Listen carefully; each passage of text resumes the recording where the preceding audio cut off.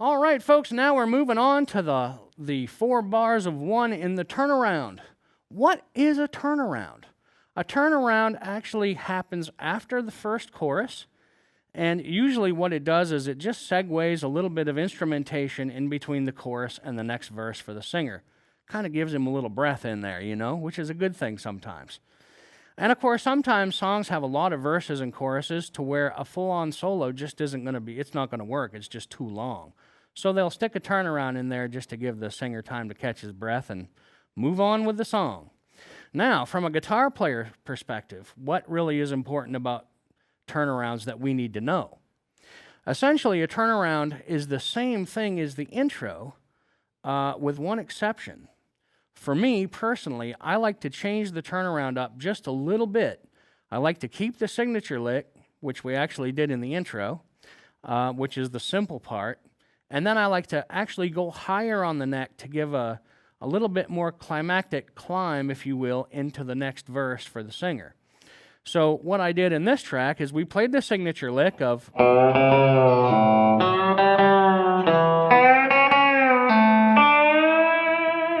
Now again, what is that? We're just bending on the 2nd fret of the A, kind of bending up a whole tone. And then we're doing the same thing now on the F sharp note, 4th fret D string. Now that is a half tone bend, okay? Now on the G string, right underneath it, we do the 4th fret again with a whole tone bend. Then with our 2nd finger, we're on the 3rd fret B string, bending that B string up a whole tone. Just giving it a little attitude, that's all. Now, we changed in this one, in the turnaround. I moved up the neck a little bit now. So now I'm going to start with the A note on the 7th fret D, and I'm going to play this right here. So we're going to start on the A note, right? And so we ended up on a C sharp right underneath that G string on the 6th fret. Now I'm reaching down with my pinky finger, or the 3rd, I prefer the 3rd actually, to the E note, 9th fret G. And then right directly under that, we're actually going with our 2nd finger now to the B string, which is a G note, 8th fret. And then we're going to the B note on the high E string on the 7th fret. So, reaching down now to the D note, 10th fret, high E, right? So, now from there, I'm actually going to do a hammer-on from the 8th to the 9th fret on the high E string and end up on the A, 10th fret B string. Now, once we hit this A note, how do we get back down to the 5th fret again? Well, what I normally like to do is have an open E underneath, so we're just kind of slapping that open E in a double stop way. So I'm using these fake fingernails here, these acrylic fingernails, and I'm pulling on that high E string as I hit this A. Right? And now I'm actually going to just chromatically walk down on the B. Now what happens is I'm hitting little ghost notes on the G string as we go down. There's really no preference as to what note you hit. It's just a ghost note in between. That's really what creates that chicken picking sound, right? So we land on the G again. Then usually I'll slide from the 6th note of the A major scale, okay, which is an F sharp, sliding into the E, and then of course the D, and I hit the E open just underneath that, all right? And that allows me time to grab this C note, and then of course the A underneath that 7th fret D string. So, and if you want to give that actual D note a little bend, you can. And essentially, we can carry that back down. So I hit the A, the G on the D string there on the 5th fret. Then I walk up from the 7th fret down to the 5th fret, which is actually chromatic on the A string there, 7th, 6th, and 5th fret. Then I hit a G open and grab that 3rd fret A string again, which leads me to my A chord.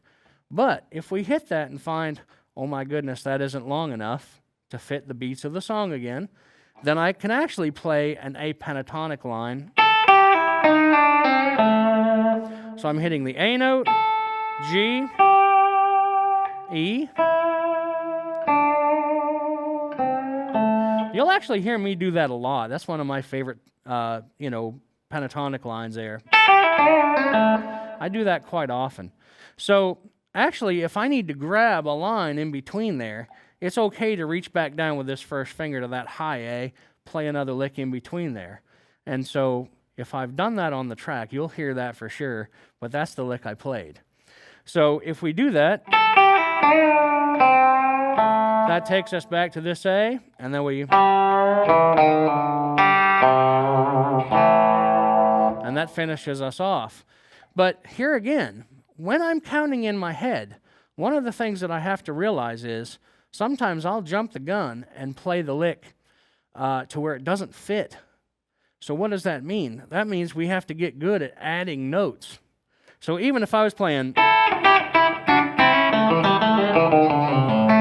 and it was too short, I would go.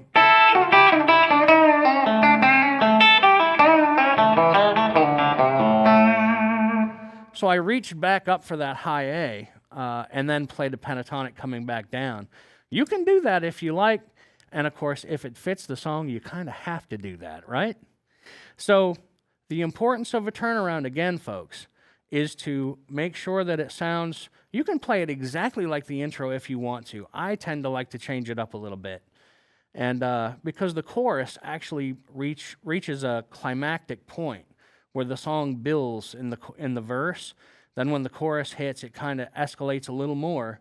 And so we want to keep that, that vibe, if you will. We want to keep that climactic point going in the song. And then once we hit that root note, it can actually go back down to where the next verse comes in, and then the song flows even better. I like tension and release in my playing.